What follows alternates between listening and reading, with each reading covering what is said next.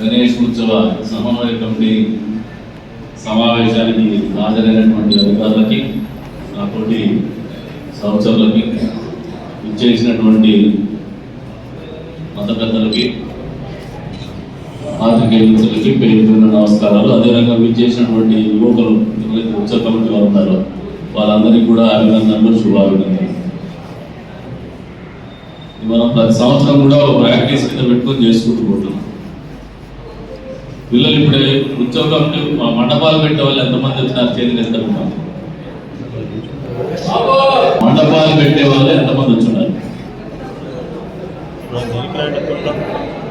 ఈ మండపాలు మీరు నిర్వహిస్తారు కదా, ఇప్పుడు చేతులు ఎత్తిన వాళ్ళు ఎవరికి 5 రోజులు కాదు, ఎవరికి 7 రోజులు ఆలోచించలేదు.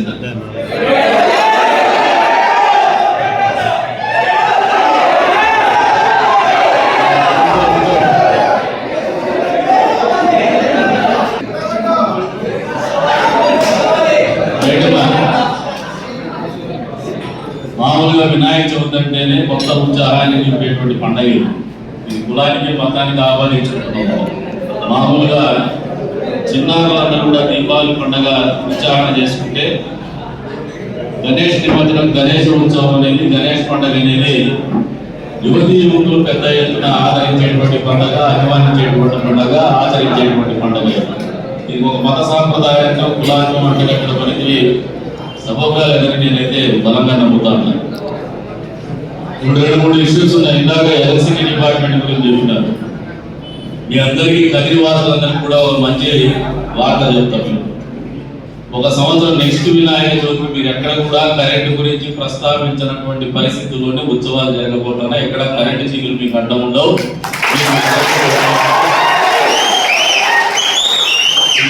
ఆగస్టులో చెప్తున్నాం, 24 ఆగస్టు, 25 ఆగస్టు కల్లా మీకు ఎక్కడ కదిరి పట్టణంలో వినాయక చవితి కావచ్చు, లేదంటే నరసింహస్వామి ఉత్సవాలకు కావచ్చు, లేదా ఇతరత్ర కారణాలకు కావచ్చు, కరెంటు తీగలు అడ్డు లేకుండా ఉంటాయి. కరెంటు కోతలు అనేది ఉత్సవాల సందర్భంగా ఉండవని చెప్పేసి కూడా ఈ సందర్భంగా మా ప్రభుత్వం తరఫున మీకు మాటిస్తాం.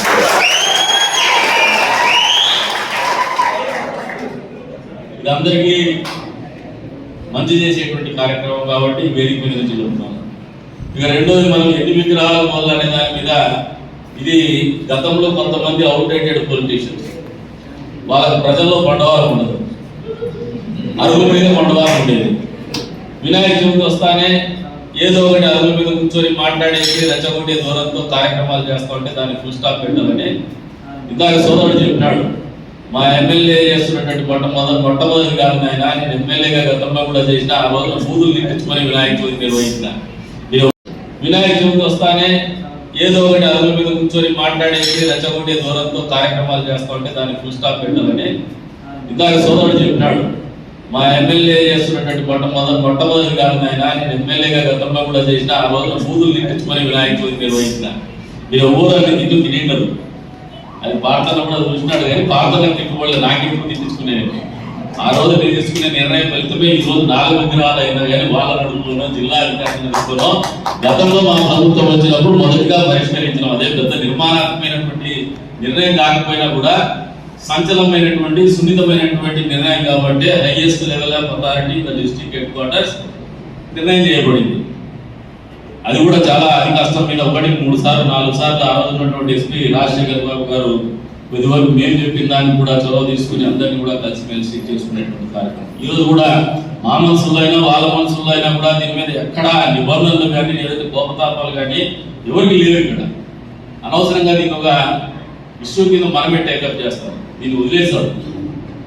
మౌలానా గారికి కూడా చెప్తాను, ఇదే పెద్ద ఇష్యూ కాదు, లేదంటే ఊళ్ళో దీని మీద పెద్ద చర్చ జరగడానికి, మన జీవితాల్లో మార్పు వచ్చేటువంటి నిర్ణయాలు కాదు. ఇది పిల్లలు ఏదో చేసుకుంటారు అట్లని చెప్పేసి మనం కట్టుబాటు పెద్దలు చేయకపోతే కూడా విచ్చలవిడితనం వస్తుంది. కాబట్టి మనం అందరం కూర్చొని కట్టుబాటు చేస్తూ పోతున్నాం.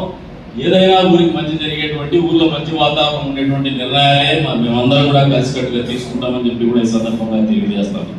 అంతేకాదు అధికారులకు కూడా వాళ్ళకు ఒక కంఫర్ట్ జోన్ ఇస్తాను. మీ కన్వీనియన్స్ లెవెల్ ఏది, అడ్మినిస్ట్రేషన్ పాయింట్ ఆఫ్ వ్యూ అంటే వాళ్ళు 5 days అంటున్నారు, కానీ యువకుల్లో ఏమో 7 days అంటున్నారు. ఈ రెండింటి మధ్యలో ఒక క్లాష్ ఉంది.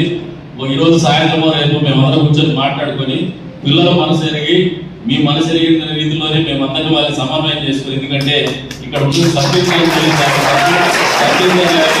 ఆఫీసర్స్ ఉన్నారు కానీ పాపం వాళ్ళకు కూడా కొన్ని బ్యారియర్స్ ఉంటాయి.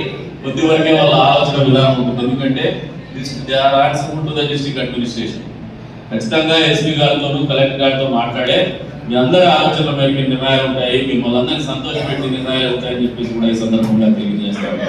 అంతేకాకుండా పిల్లలు డిఎస్పీ గారు చెప్పినారు, నేను గతంలో ఇంటికి పిలిపించుకొని పదే ఉత్సవ మండపాలలో చెప్పేవారు, అంతా కదంతా చూడండి రంజాన్ రోజు బాగా ఎంత పవిత్రంగా ఉంటారు, మీరు కూడా నేర్చుకుంటారా, దేవుడు పిలిచిపోతాం మందాకి అల్లరి చేస్తారు, పనులు కొడతారు, చేయదండి. ఒక రోజు 24 hours ముందు కాదు, 48 గంటల ముందు మధుశాతం బంద్ అని చెప్పేసి వాడుతూ ఉంటారు.